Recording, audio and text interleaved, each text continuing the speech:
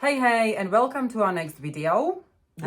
We are talking about the Vikings today and the Norman Conquest. The Vikings, the vicious, bloodthirsty, pagan, brutal, barbarian Vikings. Who were they? They were from Scandinavia, Norway, Denmark, and Sweden.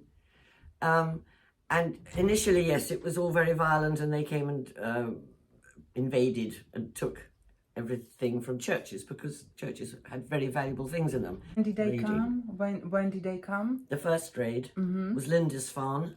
And 789. If you say so, yes. Okay. Because you only know about the things that people wrote down. That is why it's a bit sketchy, let's say. And they were very good sailors and boat makers, so absolutely. they sailed long distances. So that's why they came from Scandinavia, as you said. Yeah, and eventually they even went to America, so amazing. And the name Viking means... Raiding. Yes. It isn't the name of a species of people, it's their word for raiding, to go Viking. And what do we know about them, except that they were really good boat makers and they sailed long distances? They had very good hygiene. Apparently they did, yeah. They brushed their hair. Every burial they've found, they've always found a comb. Yes. They brushed their hair. So there is something positive about them. Something nice. I think they were probably rather fantastic, actually.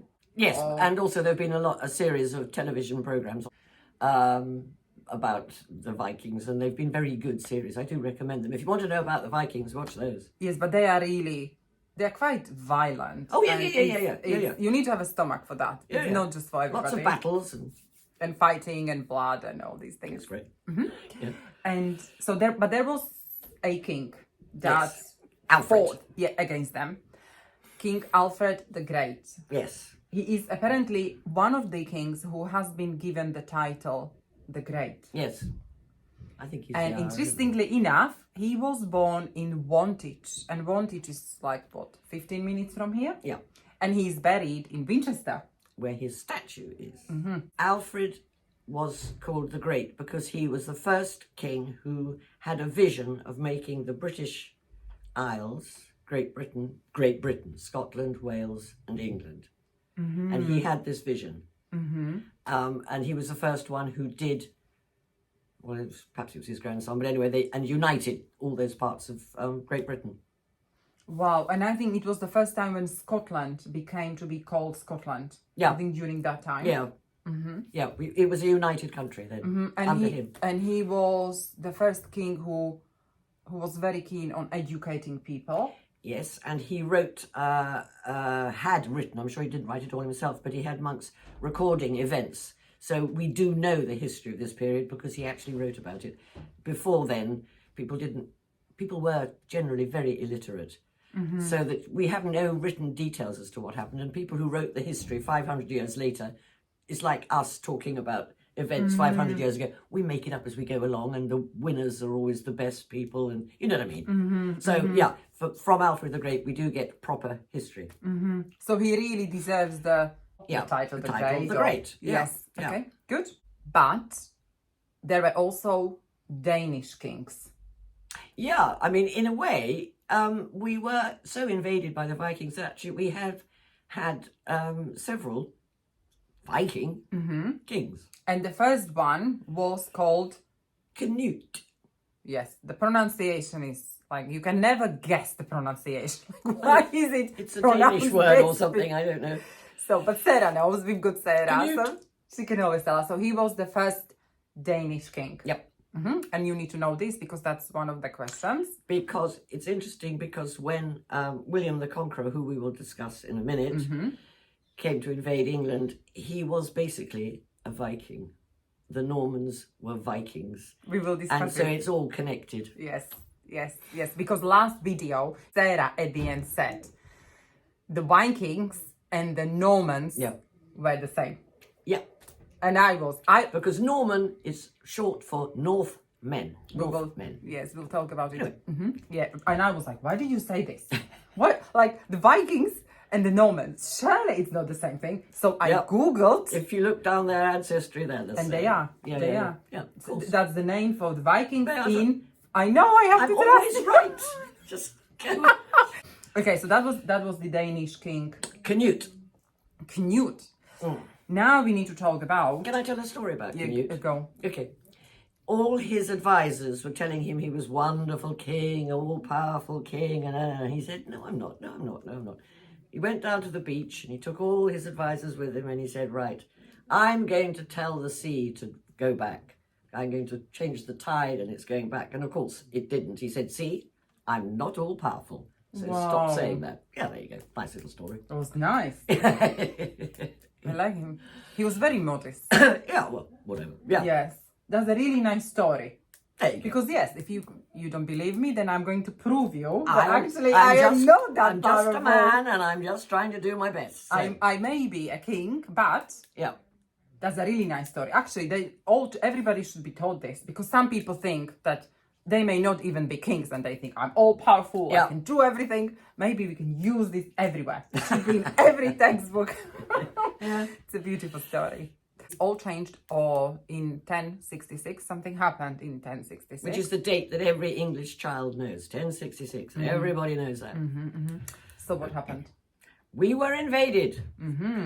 By, Yet again.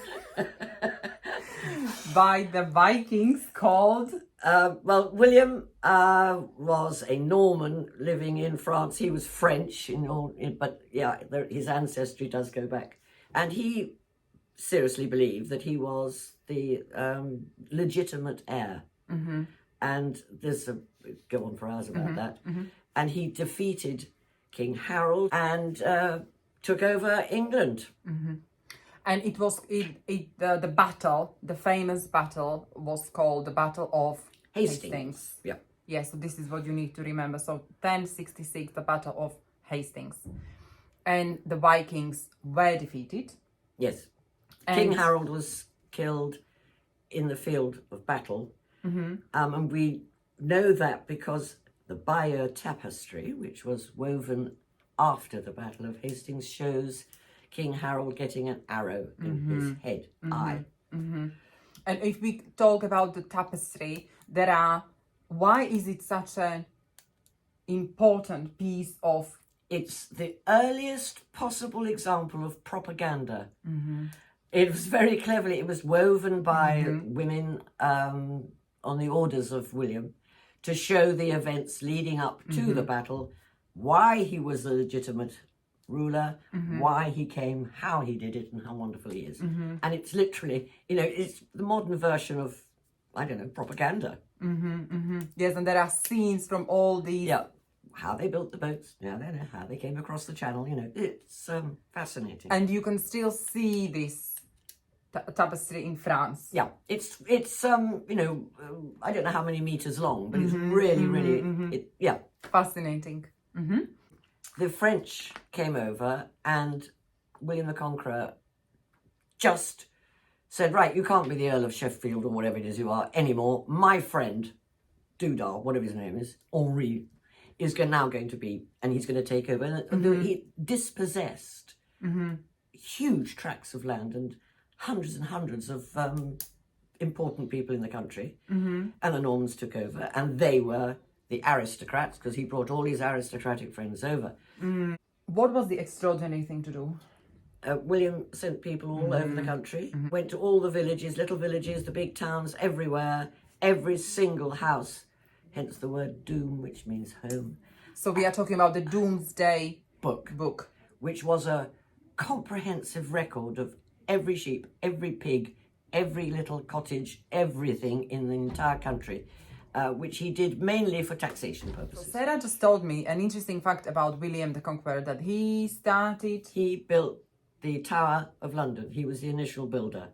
When everybody else was living in little grass huts, he built this mammoth great white tower to say, I'm in charge. And all over the country, he built castles, which we'd never had in this country before.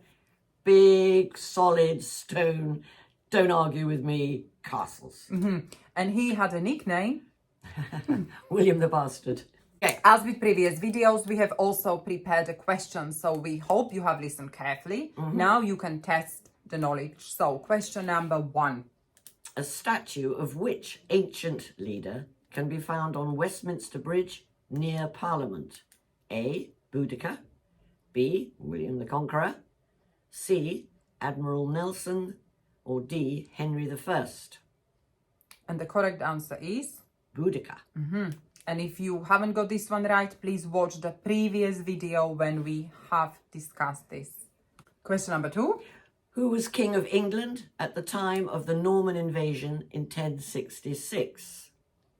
Was it A. Herbert, B. Hubert, C. Harold, or D. Henry? And the answer is Harold, who was descended from Cnut. Question number 3. The Domesday Book and the Beyeux Tapestry tell us about England during the time of which monarch? George I, Edward I, Henry VII, or William I? And the answer is William I, the Conqueror. 4. The Anglo-Saxon kingdoms formed by Common Era 600 were A. Mainly in England, B. Mainly in Wales, C. Mainly in Scotland, or D. Mainly in Ireland? And the answer is A. Mainly in England. And again, if you need to know more about the Anglo-Saxons, please watch the previous video. Question number 5. The Anglo-Saxon kingdoms in England united under which king to defeat the Vikings? Was it A. Cnut, B. Ethelred the Unready, C. Edgar I, or D. Alfred the Great? Obviously, Alfred the Great. Question number 6. Is the statement below true or false? England has never had a Danish king. Is that true or is it false? We know that his name was Cnut. Cute. Yes, Okay. good. So we hope you have answered these questions correctly. We hope you have found this video interesting, entertaining, useful. Next lesson is going to be about the Middle Ages. Now you get into endless wars between the Scots and the English and the French. It just goes on and on and on, Yes. battle after battle after Yes, battle. so there is something definitely to look forward to. Yeah, lots of battles. Lots of Okay. people dying. Take care Oh, and don't be the same, be awesome. Yeah. Bye. Bye-bye.